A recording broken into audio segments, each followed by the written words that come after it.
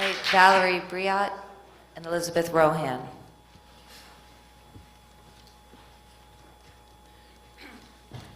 Hi, my name is Valerie Briot. I have two twins boy. They're not yet in the school system, so I'm a future student parent. I learned about this issue very late. I just happened to get a flyer at the South Orange train station and start looking into it. First I want to say I believe in public education.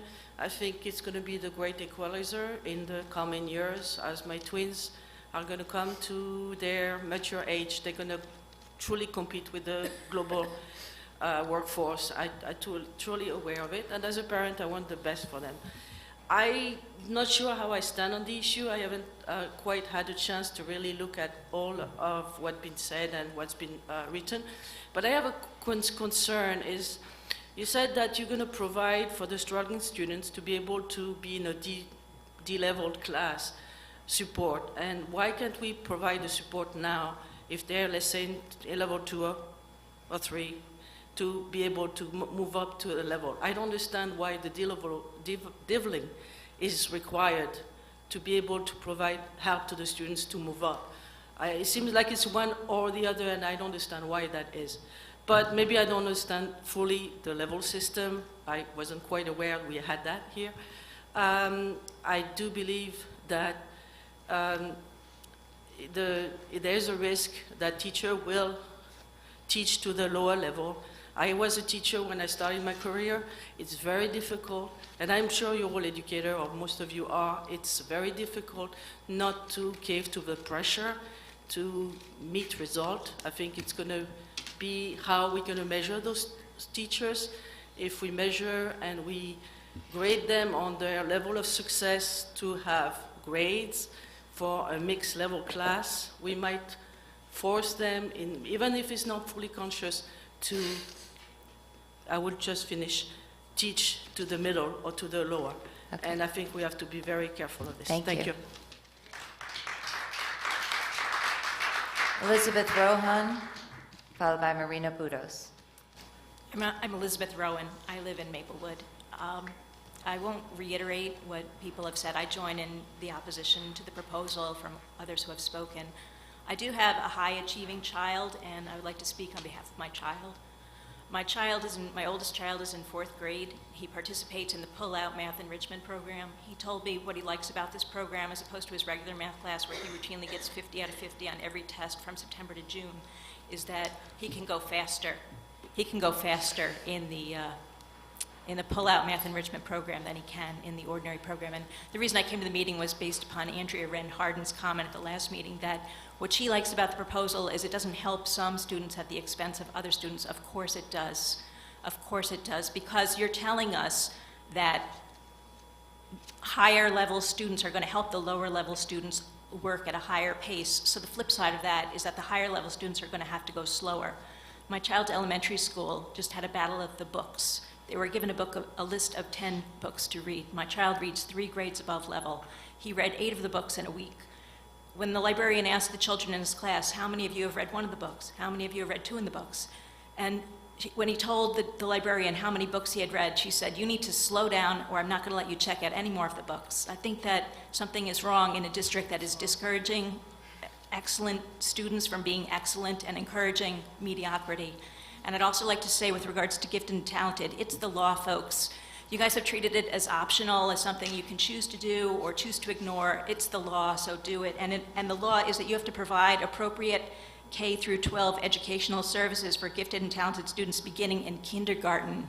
So I know Mr. Eastman says he doesn't like to sort kids as early as age 5, but with regards to the gifted, it's the law, so please follow the law. Thank you. Thank you. Marina Budos and then Jim Nathanson.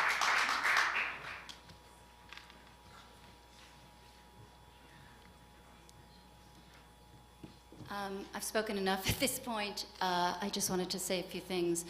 I actually want to say that I'm fairly humbled by this process, having brought the idea of IB to this community and watching the ownership that the administration, that the parents in this community, that all of you have taken. It's not a little gleam that I brought, and I just see the level of engagement and concern and the questions that have been brought to bear on what was a gleam in my mind. And so I just want to say on that piece, I'm just humbled to be part of a community that has taken it so seriously. I also want to dispel an idea that those of us who have come in to critique the proposal are somehow not supportive. In my mind, critique is support. And one aspect to this proposal that I do agree with Mr. Gleason is that it's time now, front and center, to pay attention to challenge and curriculum that has not been given its due. And so I'm willing to make the leap. I actually think the galvanizing element of a proposal is the way to go. But I urge all of you as board members to not in any way undermine your responsibility to make sure that this is a true transformation with true curricular change. There's one piece of this that I just want to add. There's a gap we haven't spoken about, which is the boy gap in middle school. And the curriculum we have now, which is a series of chores and organizational tasks, disadvantages boys.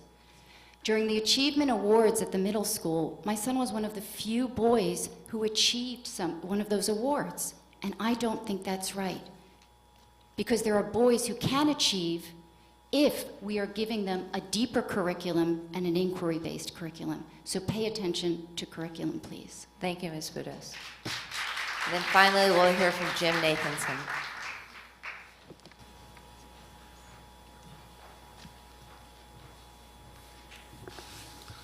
Good evening. My name is Jim Nathanson, 30-year resident of Maplewood. My son entered the school system in 1986 at Marshall, and then graduated from Columbia High School in the year 2000. As you know, or many of you may know, I wrote an article which appeared in the News Record last week opposing the proposal, or at least opposing the de-leveling portion of the proposal. My thought process really was in favor of a levels with choice idea, which I think achieves all of the goals of equity and excellence that the board has laid out in its policy on that. The essence of a levels with choice policy is that you have well-articulated levels with curriculum, syllabus, grading standards, requirements, et cetera, all laid out, and then you let parents make an appropriate choice for their child, and certainly there's ample room for the district to give guidance and assistance in that, making that choice if parents don't feel they can do it adequately. The other big point in my article was that differentiated instruction, and it's by your own admission, is a very difficult pedagogical model to implement uniformly. And so I think a levels with choice concept is really an easier way to achieve what you seek to achieve. Professor Gaudelli was very eloquent. Much of what he said, I think I could say in support of the levels with choice concept. I think if you really want to express your confidence and faith in parents and students, you'll let them breathe the fresh air of freedom and responsibility and let them make their choices for themselves. Thank you. Thank you. Okay, that concludes our hearings of individuals and delegations.